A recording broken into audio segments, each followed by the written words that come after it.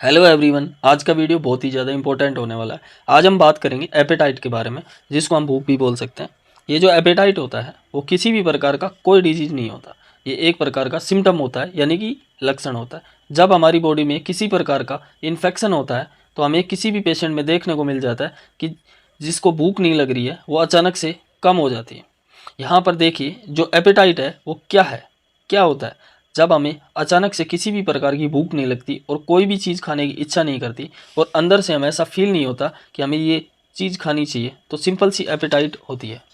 तो यहाँ हम इसको अलग अलग टर्म से भी जान सकते हैं, जैसे कि poor appetite, loss of appetite, और जो बहुत ज़्यादा इंपॉर्टेंट है वो है मेडिकल भाषा में जिसको बोला जाता है वो है एनोरेक्सिया। क्या है? एनोरेक्सिया, जिसके बारे में जो मेडिकल स्टूडेंट है उनको पता होना बहुत आवश्यक है।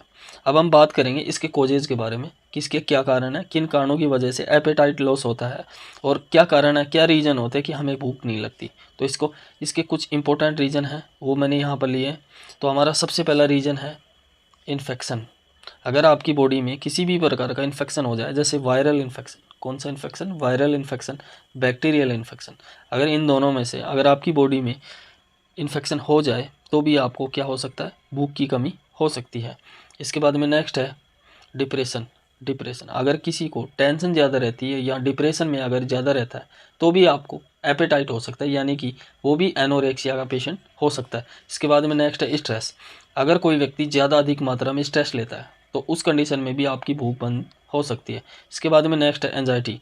इसमें क्या होता है कि काफ़ी लोग होते हैं जो अपनी पार्टिकुलर जो चीज़ है उसको लेकर काफ़ी ज़्यादा चिंता करते हैं, तो उस कंडीशन में भी आपकी भूख बंद हो सकती है, स्टॉप हो सकती है। इसके बाद में नेक्स्ट है इंसोमेनिया, जो कि काफ़ी ज़्यादा इंपॉर्टेंट है। जो भी मेडिकल स्टूडेंट है उनको इसके बारे में जानकारी होना बहुत आवश्यक है। इंसोमेनिया एक ऐसा टर्म है जब आप सो जाते हैं और अचानक से आपकी नींद खुल जाती है, यानी कि आप प्रॉपर नहीं सो पाते, तो उस कंडीशन में भी आपकी भूख कम हो सकती है। तो इसके बाद में नेक्स्ट है प्रेगनेंसी। क्या है? प्रेगनेंसी। जो प्रेग्नेंट महिलाएं होती हैं उस कंडीशन में भी उनकी भूख क्या हो जाती है? लॉस हो जाती है। तो अब हम बात करेंगे इसके डायग्नोस के बारे में। जो डायग्नो टेस्ट हैं उनके बारे में हम बात करेंगे। आपको कोई परेशानी है और आपको भूख नहीं लग रही है तो उस कंडीशन में डॉक्टर कैसे आइडेंटिफाई करते हैं कि आपको क्या दिक्कत है, यानी कि आपको जो भूख है वो क्यों नहीं लग रही है। तो हमारा सबसे पहला जो रीज़न होता है वो होता है फिजिकल एग्जामिनेशन। क्या होता है? Physical examination.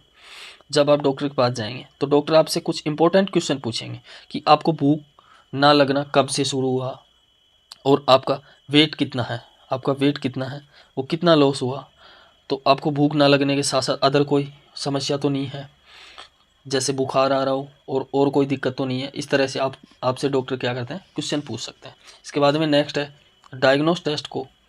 डायग्नोस जो टेस्ट है, तो ऐसी कंडीशन में डॉक्टर क्या क्या टेस्ट करवाते हैं, जैसे सीबीसी। क्या है? सीबीसी, जिसको हम क्या बोलते हैं? कंप्लीट ब्लड काउंट के बारे में स्टडी करते हैं। इसके बाद में है अल्ट्रासाउंड, यानी कि हमारा जो एब्डोमेन है, जो पेट है, उसके अल्ट्रासाउंड भी कराया जाता है और एलएफटी भी कराया जाता है, यानी कि लीवर फंक्शन टेस्ट, जिसकी फुल फॉर्म क्या है? Liver function test. इसके बाद में केएफटी, किडनी फंक्शन टेस्ट, जो किडनी से संबंधित जो भी बीमारी है उसके बारे में स्टडी करने के लिए केएफटी करवाया जाता है, किडनी फंक्शन टेस्ट करवाया जाता है। इन टेस्टों को देखकर पता लगाते हैं कि आखिरकार आपकी भूख लॉस क्यों हो जाती है। तो अब हम बात करेंगे इसके ट्रीटमेंट के बारे में। किसके बारे में? ट्रीटमेंट के बारे में। अगर किसी किसी को एपेटाइट की दिक्कत है तो हम उसको क्या क्या ट्रीटमेंट दे सकते हैं जिससे कि जो पेशेंट है वो जल्दी से रिकवर हो सके। तो सबसे पहले टैबलेट है वो है एंजाइम टैबलेट। कौन सी? Enzyme tablet. क्या होता है कि कभी कभी हमारे स्टोमक में एंजाइम नहीं बन पाता, तो उस कंडीशन में आपका जो खाना है वो प्रॉपर पच नहीं पाता है। उस कंडीशन में कुछ एंजाइम देने होते हैं, तो उसके लिए काफ़ी सारी टैबलेट आती हैं। तो यहाँ पर मैंने लिए यूनी एंजाइम टैबलेट। कौन सी? यूनी एंजाइम टैबलेट, जिसके अंदर आपको काफ़ी सारी चीज़ें देखने को मिल जाती हैं, जैसे कि यहाँ पर है फंगल डाइटस। क्या है? फंगल डाइटस, जो कि आपके डाइजेशन को काफ़ी ज़्यादा क्या करता है? इम्प्रूव करता है। क्या करता है? इम्प्रूव करता है। तो जब आपके एंजाइम बनने लगेंगे तो आपकी बॉडी को प्रोटीन और कार्बोहाइड्रेट तो उनका अच्छे से क्या होगा? फ्रीडम हो जाएगा, तो आपकी बॉडी है वो उनको अच्छे से ऑब्जर्व कर पाएगी। और इसके अंदर आपको एक चीज़ मिल जाती है जो क्या है? पेपेन है। क्या है? पेपेन है, जो कि काफ़ी ज़्यादा इम्पोर्टेंट है, जो क्या करता है, जो आपकी बॉडी की जो प्रोटीन है उनको क्या करता है, ब्रेक डाउन करता है। क्या कर लेता है, ब्रेक डाउन करता है। जो ब्रेक डाउन में क्या करता है, काफ़ी ज़्यादा हेल्प करता है, मदद करता है। इसके बाद में नेक्स्ट है चारकोल। देख रहे होंगे आप, चारकोल इसमें दिखाया गया है। जैसा कि आपने देखा होगा, चारकोल कब दिया जाता है, जब कोई पेशेंट जहर खा लेता है तो उस कंडीशन में उसको क्या दिया जाता है, चारकोल दिया जाता है। अब चारकोल क्या क्या क्या काम करता है, हमारी बॉडी में जो टॉक्सिसिटी होती है, जो भी टॉक्सिसिटी होती है उनको क्या करता है, आउट कर देता है, हमारी बॉडी से क्या कर देता है, आउट कर देता है। तो ये सबसे इम्पोर्टेंट टैबलेट है, इसलिए मैंने आपको इस टैबलेट के बारे में बताया। तो ये डाइजेशन को भी इम्प्रूव करती है। क्या करती है, जो डाइजेशन है उसको इम्प्रूव करती है। ब्लोटिंग जैसी कंडीशन को भी ठीक करेगा। जैसे कि काफ़ी ज़्यादा पेशेंट होता है, उनका पेट फूल जाता है। क्या हो जाता है, ब्लोटिंग का मतलब पेट फूल जाना।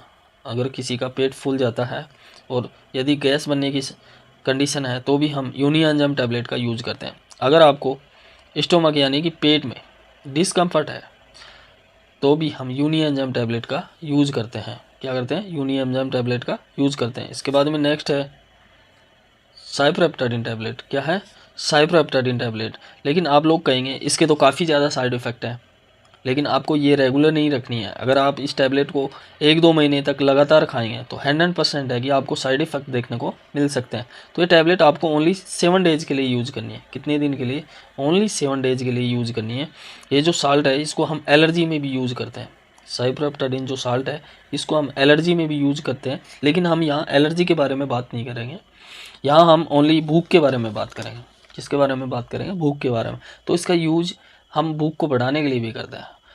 और जो मल न्यूट्रिशन है, क्या है, जो मल न्यूट्रिशन है, जो छोटे बच्चों में ये समस्या अधिक देखने को मिलती है, जिनका जो मल न्यूट्रिशन है प्रॉपर नहीं हो पाता है, उस कंडीशन में भी हम साइप्रोहेप्टाडिन टैबलेट का यूज करते हैं। इसके बाद में नेक्स्ट है मल्टीविटामिन कैप्सूल। तो क्या होता है, जब आपकी भूख लॉस हो जाती है तो हमारी बॉडी जो विटामिन है, मिनरल्स हैं, उनका संतुलन बिगाड़ जाता है। तो उस कंडीशन में हमें कुछ मल्टीविटामिन की ज़रूरत पड़ती है। तो मैं आपको सजेस्ट करूंगा कि आप मल्टीविटामिन खरीदें तो अच्छे ब्रांड का खरीदें। तो करता क्या है, ये आपकी बॉडी की जो एनर्जी लेवल है उसको मेंटेन करता है। क्या करता है, जो आपकी बॉडी की जो एनर्जी लेवल है उसको क्या करता है, मेंटेन करता है। और आपका जो ब्लड सर्कुलेशन है उसको क्या करता है, इम्प्रूव करता है। क्या करता है, इम्प्रूव करता है, जिससे आपका जो ब्लड होता है वो अच्छे से सर्कुलेट होता है और आपकी कोई भी बीमारी होने के चांसेस नहीं होते हैं। तो ये आपकी इम्यूनिटी को इम्प्रूव भी करता है, यानी कि डिजीज़ से लड़ने की जो क्षमता होती है ये उसको भी इम्प्रूव करता है। इसके बाद में नेक्स्ट फैटिग। अगर किसी को थकान रहती है, क्या रहती है, थकान रहती है, तो उस कंडीशन में आप इसका यूज़ कर सकते हैं। और ये कैप्सूल आपको खाना खाने के बाद ही यूज़ करना चाहिए। और इसकी जो डोज है वो दिन में 1 बार, या अगर आपको अधिक थकान है तो इसको आप दिन में 2 बार भी ले सकते हैं। अब जो नेक्स्ट टैबलेट है वो है बेंडी प्लस टैबलेट, जिसमें क्या आता है, एल्बेंडाजोल और एवरमेक्टिन दोनों आते हैं। अगर आपकी भूख कुछ ज़्यादा ही लॉस हो चुकी है तो उस कंडीशन में आप बेंडी प्लस का यूज़ कर सकते हैं। अगर आपको शुरुआती सिम्टम है तो उस कंडीशन में आप ओनली एल्बेंडाजोल टैबलेट है उसका यूज़ कर सकते हैं।